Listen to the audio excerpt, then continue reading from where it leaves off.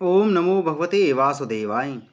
प्रिय भक्तगणों, आज मैं आपको ज्येष्ठ मास महात्म के 22वें अध्याय की कथा सुना रहा हूँ, जिसमें हम वर्णन करेंगे बट सावित्री व्रत वर्णन। स्कंद जी कहने लगे कि हे ऋषियों, इस ज्येष्ठ मास की त्रयोदशी से लेकर पूर्णिमा पर्यंत 3 दिन तक यह सावित्री व्रत कहा गया है। इसको स्त्रियां सौभाग्य के लिए व्रत करती हैं।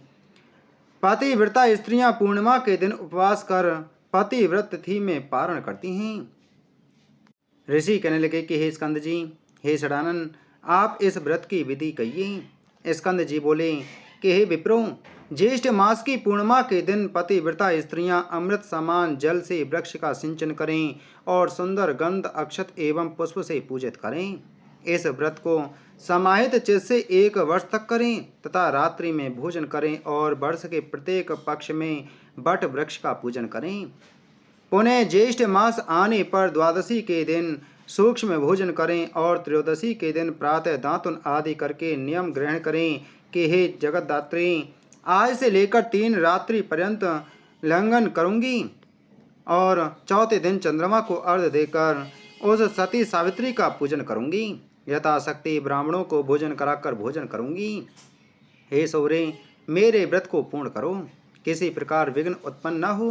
पश्चात सप्त धान्य से पूरित वंश पात्र को कलश पर स्थापित करें और उस वंश पात्र पर वस्त्र सहित प्रतिमा रखें। स्वर्ण की प्रतिमा, ब्रह्मा तथा सावित्री की तथा धर्मराज की प्रतिमा बनाकर पूजन करें। बट वृक्ष के मूल भाग पर स्थापित व्रत के घट के ऊपर प्रतिमा 3 दिन तक स्थापित करें। पूर्णिमा के दिन प्रातः काल उठकर स्नान आदि नित्य क्रिया करके सम्यक प्रकार से पूजन करें। सत्य सावित्री की प्रतिमा स्वर्णमयी बनाकर चांदी की सैया पर स्थापित करें और काष्ठ का बोझ रखें।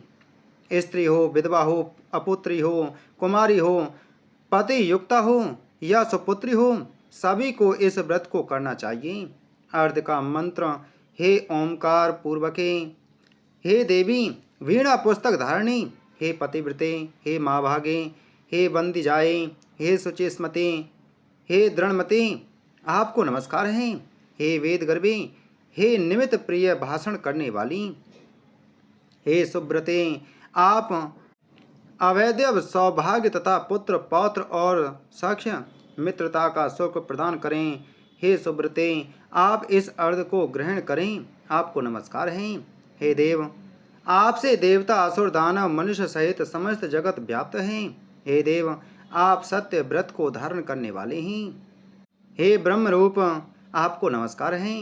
हे विवस्व, आप समस्त लोकों के कर्म साक्षी हो, शुभ तथा अशुभ कर्मों के विचार करता हो, आप इस अर्घ को ग्रहण करें, आपको नमस्कार है। हे धर्मराज, आपको नमस्कार है।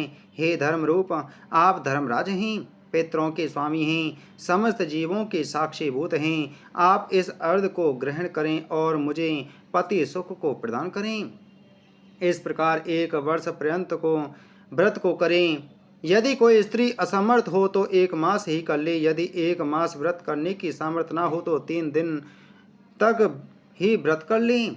इस प्रकार पवित्र आत्मा 1 मास तक उपवास व्रत करें। जो कुलांगना ज्येष्ठ मास में प्रातःकाल स्नान नहीं करती है, महान व्रत रखने पर भी उन स्त्रियों का दुर्भाग्य होता है। जैसे अपवित्र अर्क आँख का वृक्ष भी कि समस्त वस्तुएं निष्फल होती हैं, उसी प्रकार ज्येष्ठ मास में समस्त कर्म करने पर भी स्नान आदि प्रातःकाल न करने से सब निष्फल हो जाते हैं। हे ऋषियों, सावित्री के 3 दिन का व्रत करना तथा उसका विधान आप लोगों से कहा।